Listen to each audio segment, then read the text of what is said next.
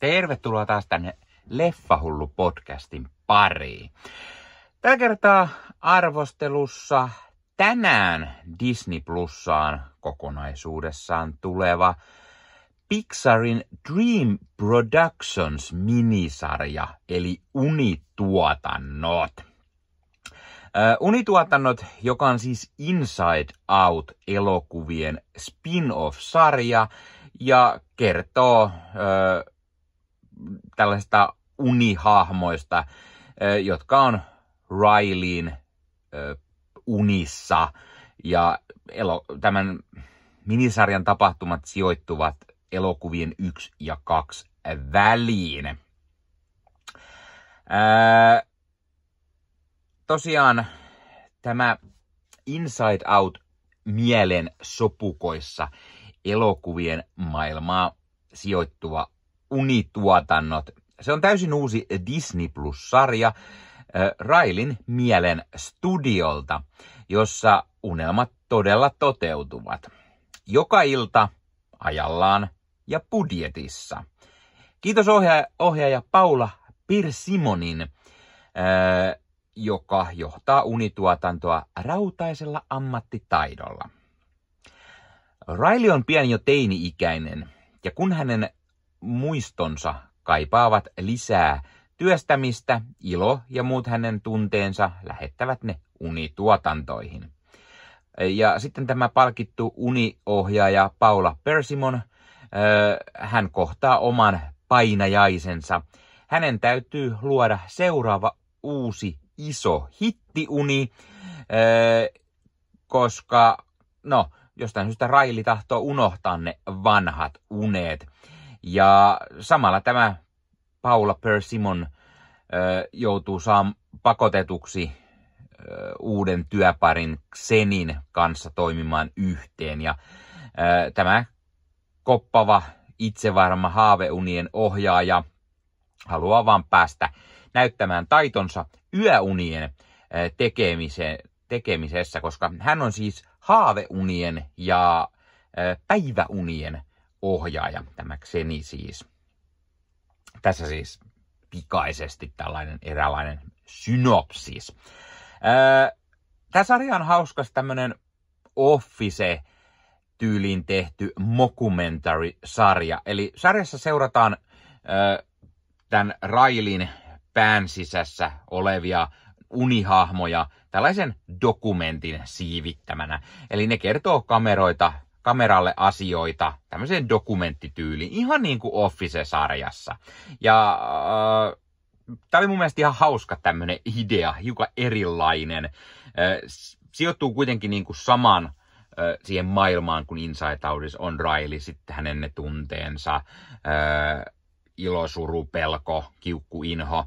Ne kaikki myös nähdään tässä sarjassa tämmöisissä pienissä sivurooleissa. Mutta sitten näiden tunteiden sijaan tässä tosiaan keskitytään tähän unituotantoryhmään ja niihin hahmoihin. Ja yksi niistä on just tämä Paula Persimon, joka on tämmöinen elokuvaohjaaja, Rileyn unien ohjaaja, joka on tehnyt vuosien saatossa hittejä, mutta on tahtonut vähän niin kuin jäädä niihin vanhojen hittien vangiksi. Eli muistelee vaan niitä ihanan pikkuvauva Rileyn unia, eikä osaa ottaa huomioon, että Rileystä on kasvamassa teini.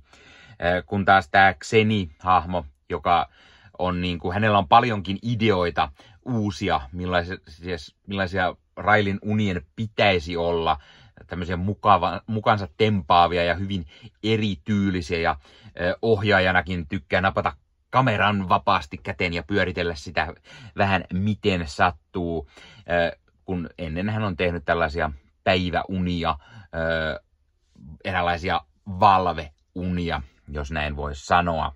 Ja sitten tämmöinen Chanella-hahmo, joka taas on ollut tämän Paulan entinen avustava ohjaaja, joka nyt sitten saa kokea siipien uutena ohjaajana. Ja sitten mukana on myös Jean, joka on tämän Uni-studion iso pamppu. Eli Tämä sarja on hauska siinä mielessä, että se niin kuin näyttää tämmöistä vähän Hollywood-maista tuotantoa, elokuvan kuvausryhmää, sitä studiojohtoa, mikä on johdolle tärkeintä, millaisia muita ohjaajia siellä työskentelee, millaisia näyttelijöitä, millaisia hittinäyttelijöitä. Tämä Paula Persimon tykkää käyttää hittinäyttelijöitä, tällaista yksisarvista Rileyn pikkuvauva tai pikkulapsi unista tuttua hahmoa. Ja muuten ne kaikki on tällaisia vähän tämmöisiä erikoislaatuisia hahmoja, jotka sitten naamioituvat näiksi Rileyn unien hahmoiksi. Tai sitten on kone, josta pystyy tulostamaan uusia hahmoja Rileyn uneen, kuten esimerkiksi poikaystävä uneen, erilaisia poikaystäviä. Tämä sarja on myös hauska siinä mielessä, että tässä seurataan tätä unituotantoryhmää tosiaan, mutta sitten se, että siellä nähdään myös näitä tuttuja näitä tunteita, mitkä on tietenkin tärkeässä asiassa, ja sekä sitten tätä Rileya, joka on se pääihmishahmo, minkä mielen sopukoissa ollaan. Tässä sarjassa on paljon teemoina just se unien tekeminen, miten eri ohjaajat ohjaa eri tyylisiä unia, iloisia, surullisia, painajaisia, koomisia ja näitä päivällä olevia valveunia. Ja sitten sitä pyörittää se studio. Ja sitten keskiössä nähdään tämä Riley ja se ongelma, että Riley ei muista tarpeeksi pitkään niitä unia, vaan unohtaa ne. Ja sehän ei unituotannoissa käy päinsä. Ja sitten pitää koittaa keksiä tälle kasvavalle teinitytölle uusia unia ja unia, mitä hän mielellään muistaa. Ja sitten tärkeässä asemassa yllättäen on myös kriitikot. Eli ohjaajat ja näyttelijät, heille täällä unimaailmassa on tuttu asia kriitikot. He lueskelevat kritiikkiä ja elävät myös sen varassa. Tämä on tuttuun Pixar-tyyliin todella näyttävän näköistä. Myös tuttuun Pixar-tyyliin kyllä loppu pistää silmät kosteiksi. Eli myös sitä tuttua meininkiä on. Puhutaan sitten vähän ääninäyttelijöistä. Osa ääninäyttelijöistä on tosiaan tuttuja Inside Out-leffoista. Amy Poehler nähdään Ilona. Tony Hale on Pelko, kuten tässä siis kakkososassa. Louis Black on Kiukku. Lisa Lapira on Inho. Phyllis Smith on Suru. Ja Kensington Talman on Rileyn äänenä. Kyllä, katsoin tämän englanniksi tällä kertaa, koska kiitos Disneyn Plusan näin tämän ennakkoon, joten siitä ei ollut kuin englanninkielistä saatavilla ja lapset sitten katsovat meillä tämän myöhemmin. Mutta kuten sanottua, nämä äskeiset oli enemmän tai vähemmän sivuhahmoja ja tämän sarjan ne päähahmot, eli Paula Persimonin äänenä kuullaan Paula Pell, Zanella on Ali Mackie, Xeni Richard Ayoade ja Jean on Maya Rudolph. Kaikki tekee tosi hyvät ääniroolisuoritukset ja ehdottomasti niin tämä päähahmo Paula Persimon, jonka ääninäyttelijä on Paula Pell, niin se on tosi hyvää ja vakuuttava semmoinen hahmo ja hyvää äänityötä, mutta en mä nyt oikeastaan mitään epäilykään. Tämä on Pixarin leffa kuitenkin. Mutta oli ihan hauskaa, koska tosiaan lasten kanssa katsonut viimeksi tämän kakkososan, mikä nyt tuli tässä kesällä, niin se katsottiin suomeksi, niin hauskaa, että nyt oli sitten englanniksi tämä ääni.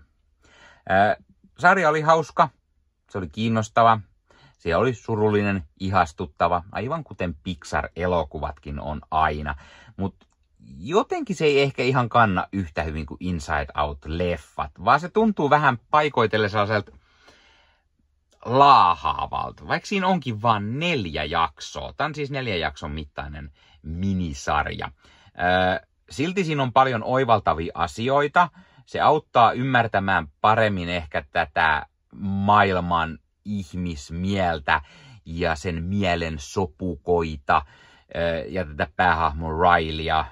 Tuo häneen lisää syvyyttä uusia näkökulmia, mutta kuitenkaan ei niin, että tätä välttämättä olisi millään tavalla pakko katsoa, vaan niin kuin Inside Out-leffat voi nauttia itsenäisesti.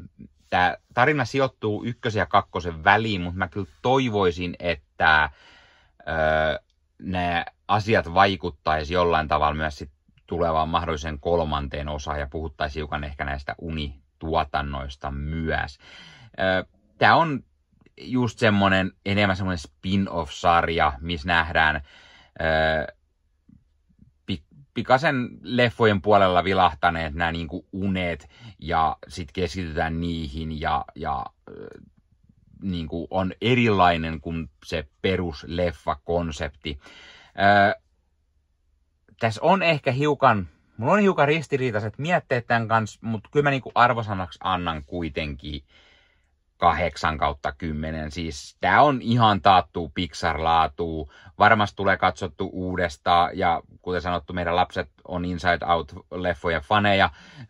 Ja 2. on Disney Plusasta jo katsottu useampaan otteeseen. Niin varmasti he haluavat tämän nähdä. Ja varmasti heidän kanssaan tää tulee myös katsottua.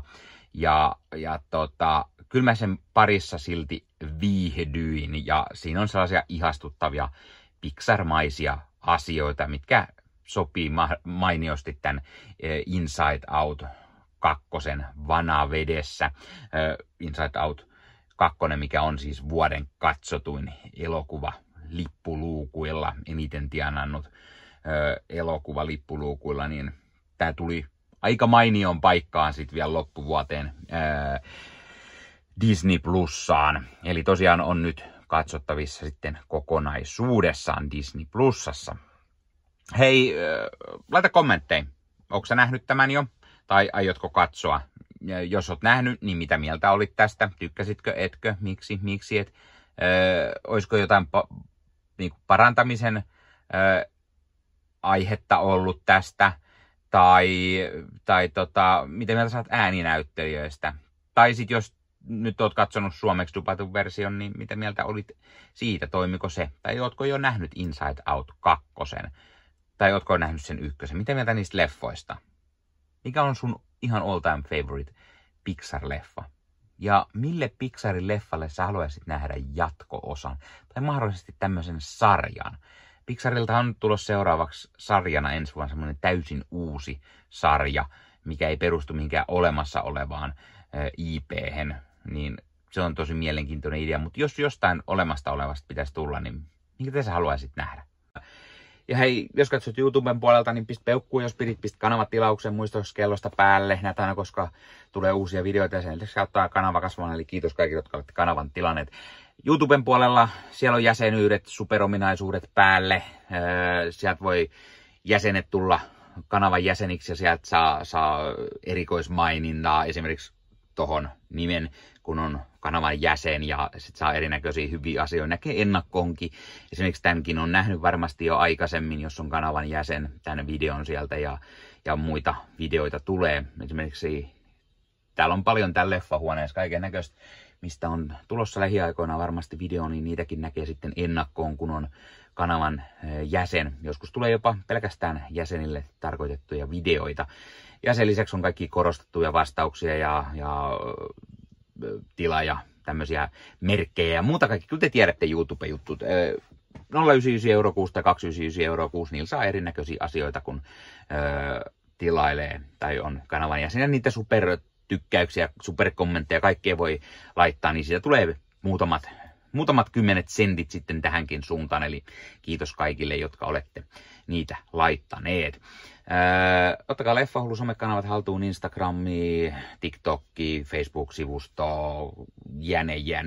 Meikäläinen tekee Marvel Podcast Suomea, Star Wars Podcastia ja sitten sen lisäksi meikäläinen kuuluu Leffamediaan, jos on yli 30 sisääntuottajia, jotka rakastavat leffoja ja sarjojen katsomista, niiden arvostelemista ja kaikkeen leffoja ja sarjoihin liittyvää. Sieltä löytyy leffa- ja sarja-aiheiset uutiset, huhut, trailerit, sieltä löytyy haastatteluja, kaikennäköistä leffoja ja sarja-aiheista. Ja jos taas haluat ostaa fyysisiä leffoja, niin suomikassu.fi verkkokaupasta voi käydä ostamassa itselleen 4K DVDtä Blu-raytä. Siellä kun käyttää koodia LEFFAHULLU saa 5 € alennusta, kun ostaa yli 60 €. Mikä se mukavampaa? Pikkualennus, ostaa leffat ja sarjat fyysinä hyllyyn, koska koskaan ei voi tietää, koska kun suoratoistopalvelu lähtee muokkaamaan leffoja, poistamaan niitä valikoimastaan.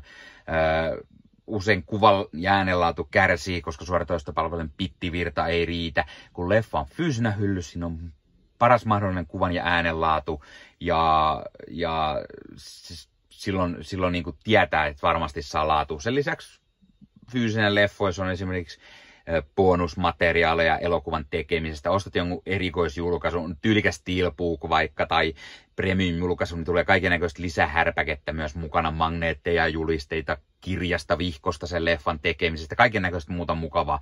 Sen takia fyysinen formaatti on aina jees.